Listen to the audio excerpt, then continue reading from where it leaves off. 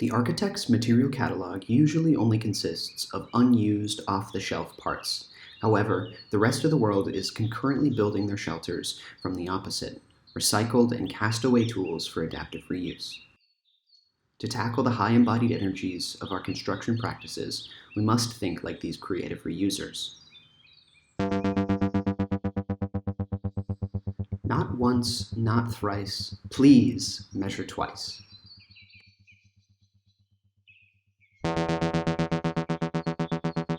A love letter to the debris fabric that hangs on nearly every construction site.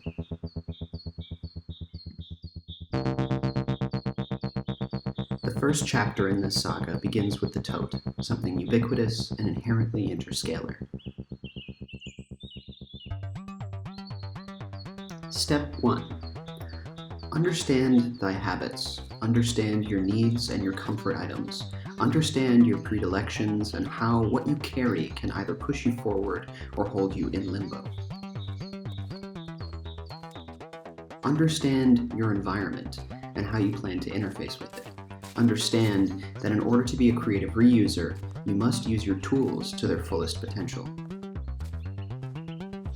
Perhaps most importantly, understand that you are charting new territory. Building upon the architectural precedents set by Jane Jacobs, Walter Gropius, and Ant Farm, we are here to better our built environment for the future. Use your tools as a measure for the form of your bag. Using tangible dimensions will ease its integration into your life. Step 2. Assemble the arsenal. Gather your crew, for the waters ahead may be treacherous. Part of being an adaptive reuser is having no fear for failure. We will fail and we will try again. The reward for good work is more work.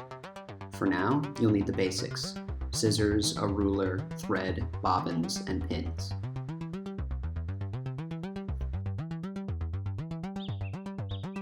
Step 3. Pattern making is quite possibly the most difficult task in making garments. Although tedious, it is important to train yourself to think backwards and forwards when you design. Here are the patterns we're going to need: 2 squares and 2 long rectangles. For debris netting, we'll want to use a French seam. It'll hide the raw edge to prevent fraying and add extra strength to the bag. This way, we're ensuring the longevity of what we make and proving that recycled materials with lower embodied energies work just as well, if not better, than their off-the-shelf counterparts.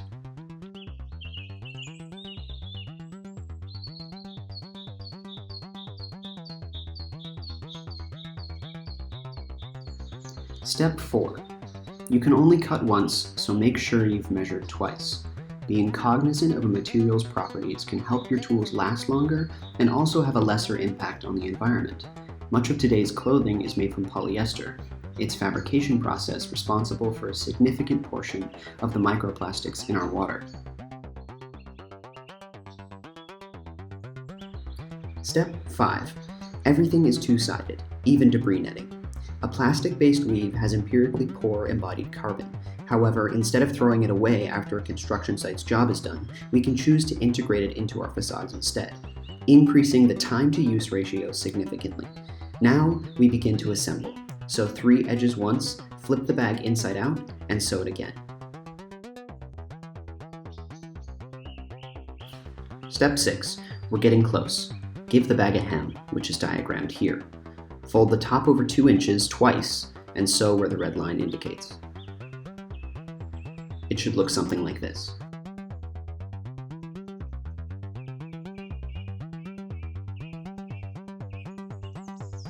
It's time to finish the handles. The beauty of debris fabric is in its material's implications on fabrication.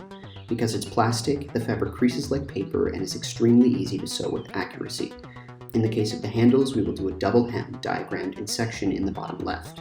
The ends will be finished like the diagram on the right. Step 8. Pin the handles to the bag about a finger's length from the edge. You'll want to add one right at the hem and one at the bottom. Add a box stitch to hold everything in place and ensure that your tools remain tightly by your side.